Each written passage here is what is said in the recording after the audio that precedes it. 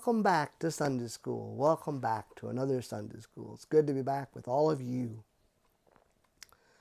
We want to thank Ben for being our acolyte last week, and Lily and Jolene for being our acolytes this week. We want to thank Sophia for doing communion in Sunday School this week, and Chinawa and Kibwe for doing communion in worship. You all did great jobs. Way to go. Well, this week we have two very special birthdays.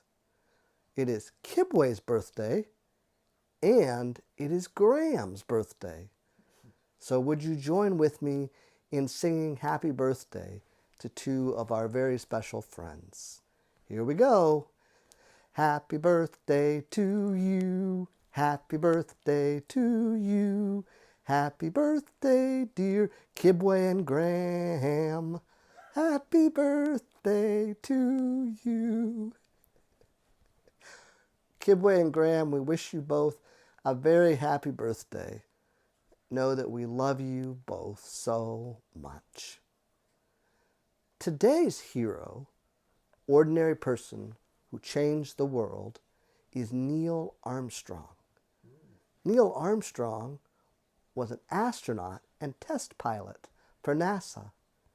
He was also the first person to set foot on the moon. Neil Armstrong once said, "Shoot for the stars, but if you happen to miss, shoot for the moon instead." Our scripture for this morning comes from the book of Psalms, chapter 8. And it says, "O Lord, how majestic is your name in all the earth. When I look at your heavens, the work of your fingers, the moon and the stars you have established. What are human beings that you are mindful of them, mortals that you care for them?" In your packet this week, you each got a globe bouncy ball. I was thinking about, pretty amazing to think about the fact that this, from outer space, just a little blue dot, and yet to the creator of all this vast, ever-expanding universe, that God knows each one of those of us on this little blue dot by name and loves each one of us so much. And God calls us to take care of each other, all the creatures that we share this earth with, and this earth itself. Well, with that, let's head on into Sunday School with the lighting of our candle. May God's light and love be with you all.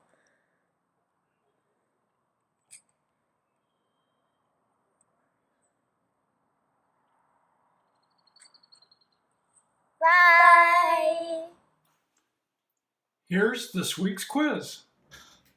All her life, Lucille Ball liked to get people to A, dance, B, laugh, C, sing. Announce your answer. The correct answer is B, laugh. Lucille Ball and her husband Desi Arnaz started a successful TV production company that Lucille later headed. It was called A, Universal Productions, B, Murdoch Productions, C, Desilu Productions. Your answer? The correct answer is C, Desilu Productions. What was the name of the popular TV show starring Lucille Ball? Was it A, The Lucy Show, B, Lucy Makes Us Laugh, or C, I Love Lucy? Your answer? The correct answer is C. I Love Lucy. Thanks for taking the quiz. I am Neil Armstrong. I grew up on a farm with no electricity. When I was 8 years old, my goal was to climb the silver maple tree, the biggest one in my backyard. It seemed impossible. The tree was so big and I was so small. How would I do it? Yet to climb that huge tree, the only way to get to the top was this. I had to take that first step. Climbing the tree was like a puzzle. I needed to pick the right branches in the right order. I had to engineer or figure out a solution. I had to use my brain even more than my body. Plus, I loved the feeling of being up so high. But then I grabbed a dead branch and crack! I fell 15 feet. I landed flat on my back. Should I get mama? Yeah. Luckily, I wasn't hurt that day. I did learn not to grab dead branches, but the most important thing I did was get back up again. My mom bought me my first toy plane when I was 2 or 3 years old. After that, I was always zooming around the house and through the neighborhood. When I was 6, I took my first real airplane ride in an aluminum high-wing monoplane called the Tin Goose. The 12 seats inside were all wicker. It rattled like crazy, and I enjoyed it. I became obsessed with learning about planes, reading about them, and even building model airplanes. By the time I was 15, instead of buying toy airplanes, I started saving my money for flying lessons. By 16, I got my real pilot's license, even before I got my driver's license. When I got older, I joined the Navy, flying in 78 missions during the Korean War. On one of them, my plane lost its wings, so I needed to eject and get out immediately. I'd never taken ejection training, so even though my plane was about to crash, I had to stay calm and read the directions written on the seat. Let's see, how to open a parachute. I landed safely in the water.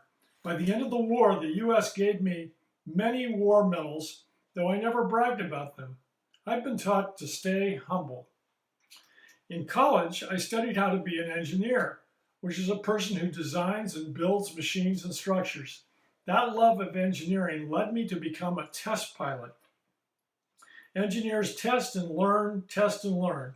By flying that rocket, we learn new things about aerodynamics, how air affects a plane, hypersonic speed, and the best materials to use on airplanes. Making things better, that's engineering. In 1957, the space race had begun. Both America and the Soviet Union were competing to be the first into outer space. The Soviets sent the first satellite into space. It was called Sputnik. Then they sent the first living creatures that survived space travel, 2 dogs named Stroka and Belka. The Soviet Union also sent the first human, Yuri Gagarin, into space, though we sent a person named Alan Shepard soon after. America wanted to catch up, so President Kennedy issued a challenge that year.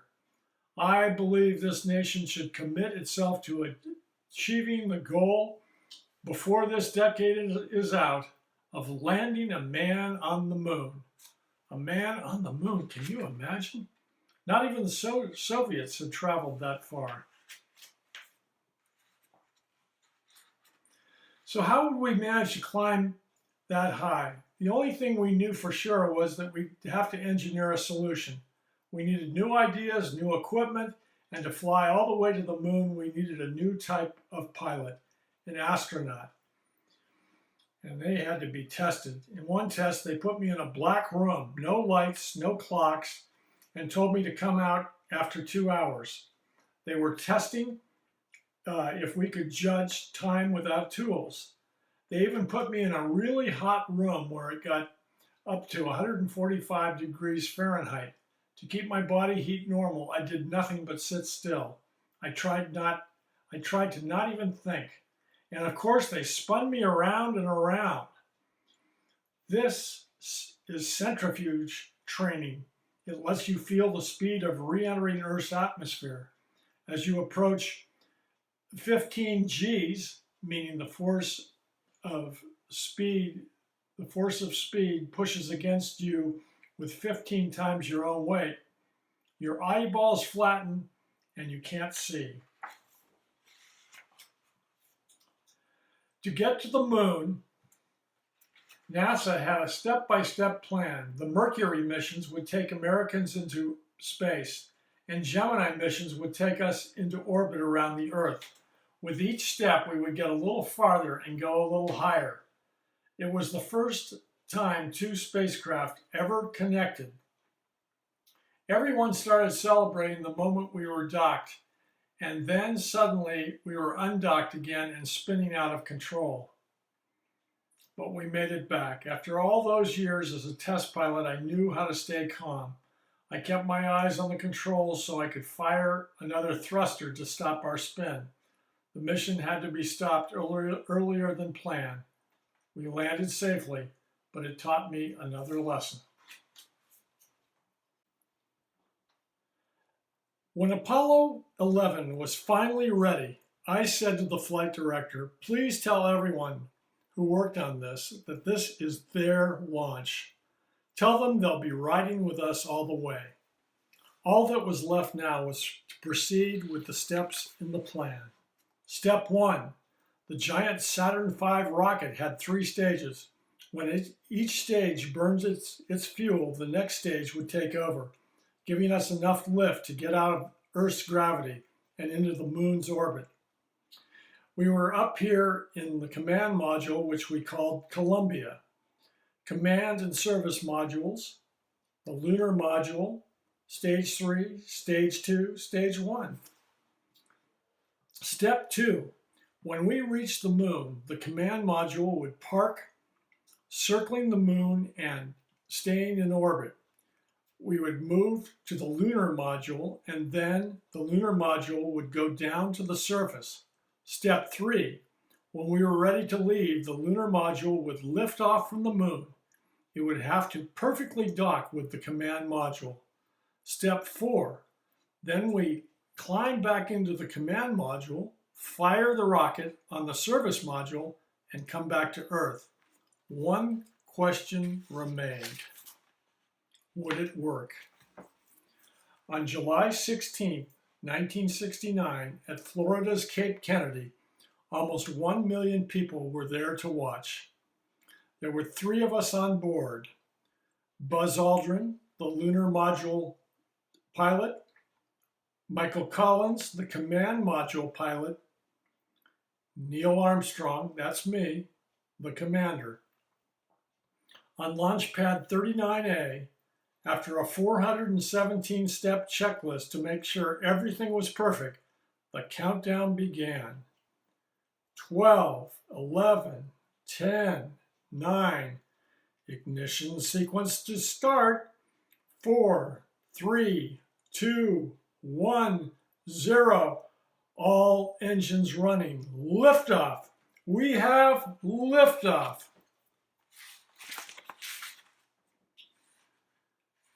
There's nothing on Earth quite like it.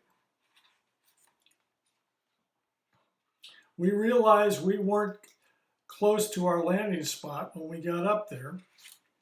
The ground wasn't smooth. There were rocks as big as cars. I never panicked, even when we had less than a minute of fuel left. The landing was so soft, we barely felt it.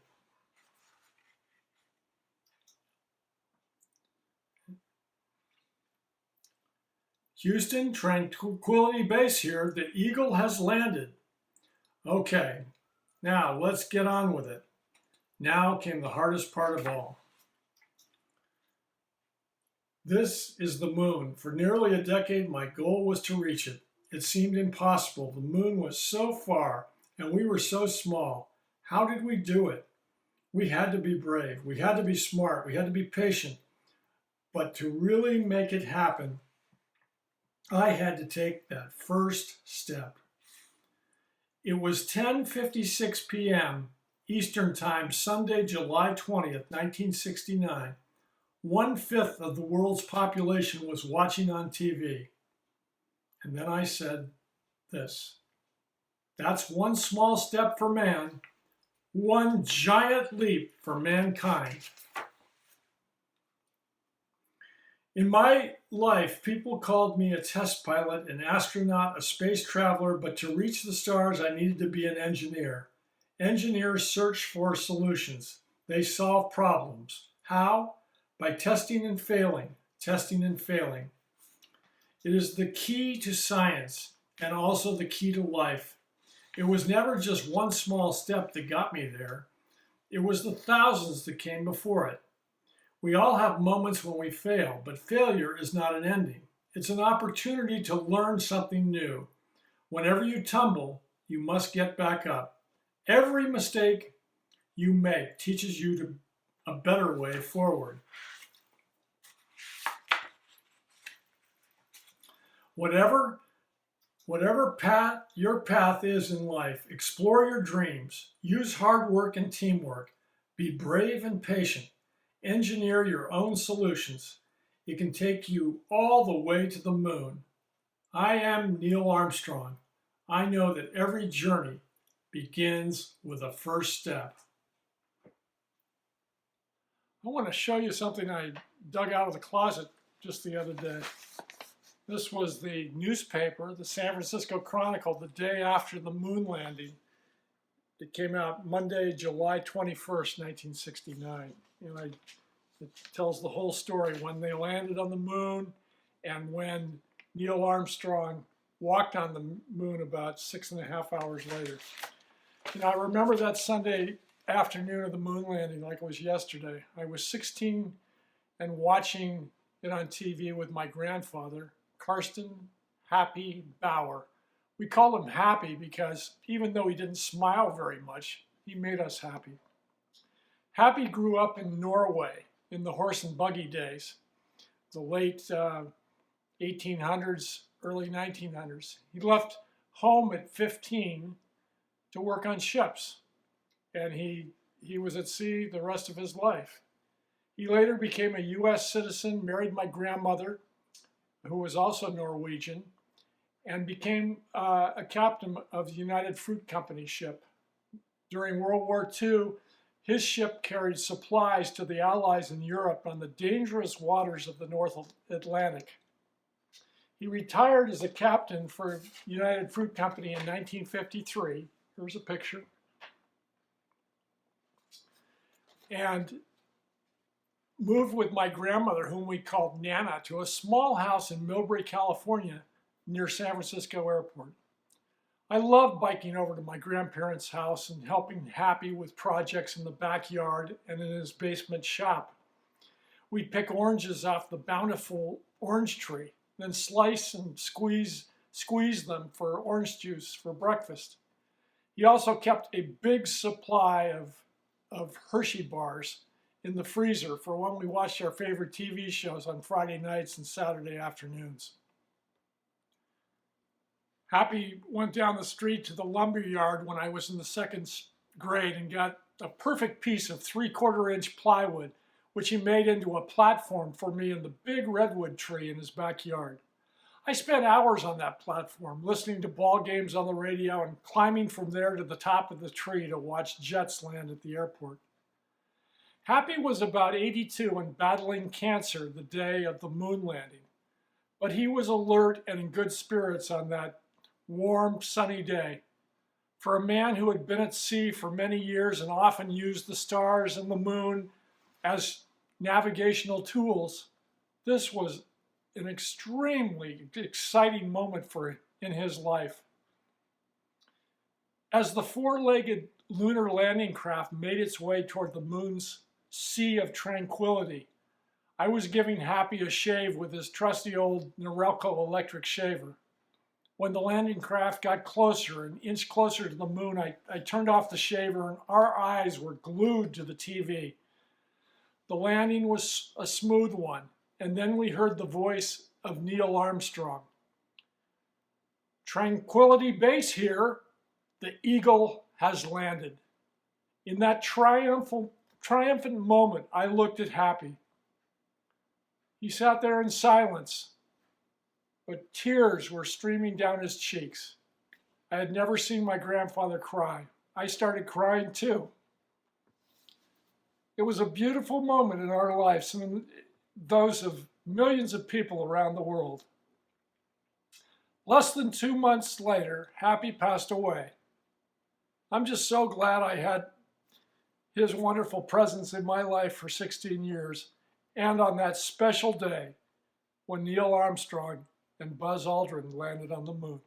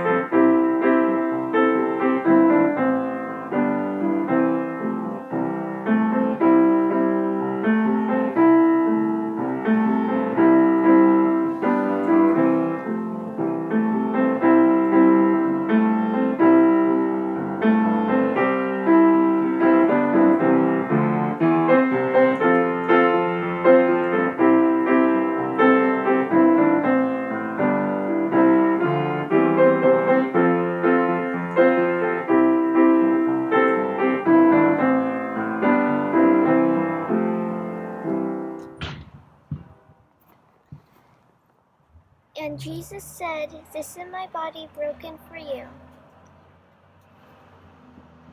and this is my blood poured out for many. This is in the remembrance of me."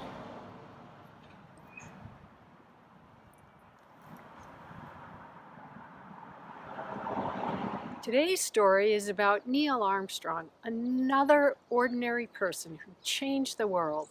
He showed us how to explore our dreams with bravery and patience, and to remember that we all have moments when we fail.